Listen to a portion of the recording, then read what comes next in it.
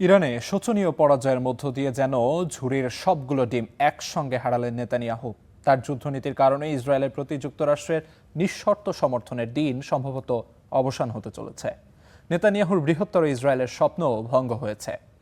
Abraham accord মুখ থুবড়ে পড়তে যাচ্ছে। সব মিলিয়ে নেতানিয়াহুর রাজনীতির কবর রচিত হওয়াটা এখন সময়ের অপেক্ষা মাত্র।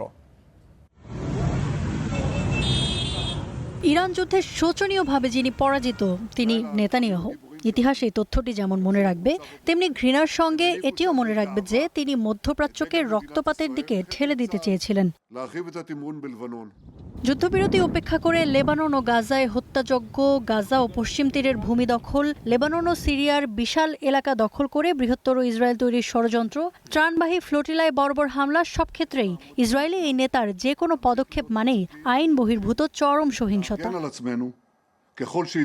দশকের পর দশক ধরে নেতানিয়াহু ফিলিস্তিনের দ্বিরাষ্ট্রিক সমাধানে একমাত্র বাধা হয়েছিলেন। 2023 সালে হামাসের হামলা ঠেকাতে ব্যর্থ হয়ে গাজায় তিনি প্রতিশোধের নামে ভয়ঙ্কর ধ্বংসযজ্ঞ অব্যাহত রেখেছেন।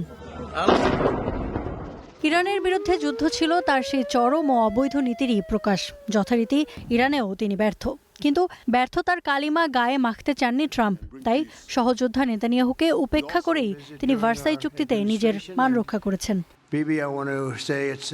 এবার নেতানিয়াহুর রাজনৈতিক পতনের দিকে দ্রুত এগোচ্ছেন। কারণটা কেবল এই নয় যে আসছে অক্টোবরের নির্বাচনে তিনি শোচনীয় পরাজয় বরণ করতে যাচ্ছেন, বরং কারণটা হলো তিনি যুক্তরাষ্ট্র ইসরায়েলের বিশেষ সম্পর্ককে বিষিয়ে তুলেছেন। দুই দেশের সম্পর্ক ইতিহাসে এই প্রথম সবচেয়ে দুর্বলতম অবস্থানে। ট্রাম্প তার প্রিয় বিবির সাথে এখন আর কথা বলেন না। ট্রাম্প ও নেতানিয়াহুর রূঢ় ফোনালাপ তাদের আস্থার পতনকেই তুলে ধরে। G7 সম্মেলনে ট্রাম্প যখন বলেন ইরানেরও ক্ষেপণাস্ত্র তৈরির অধিকার আছে এবং নিষেধাজ্ঞা শিথিল করে তাদের অর্থ ফেরত দেওয়া হতে পারে, তখন এটি আসলে ইসরায়েলের বিরুদ্ধেই কঠোর বার্তা হিসেবে দেখা হয়। যে কোনো অবস্থায় ইসরায়েলের প্রতি যুক্তরাষ্ট্রের নিঃশর্ত সমর্থনের দিন সম্ভবত অবসান হতে চলেছে। নেতানিয়াহুর বৃহত্তর ইসরায়েলের স্বপ্ন ভঙ্গ হয়েছে। আব্রাহাম অ্যাকর্ড মুখ থুবড়ে পড়তে যাচ্ছে। এক ইরানের ওপর নিজের ঝুড়ির সবগুলো ডিম বাজি ধরেছিলেন নেতানিয়াহু এবং তিনি কঠিনভাবেই পরাজিত হয়েছেন। আসছে অক্টোবরের নির্বাচনে তার রাজনীতির কবর রচিত হওয়াটা সময়ের অপেক্ষা মাত্র। শোনা যাচ্ছে নেতানিয়াহু নির্বাচন করুক, এটা এখন স্বয়ং ট্রাম্পও চান না। ইফাতিরা, স্টার নিউজ।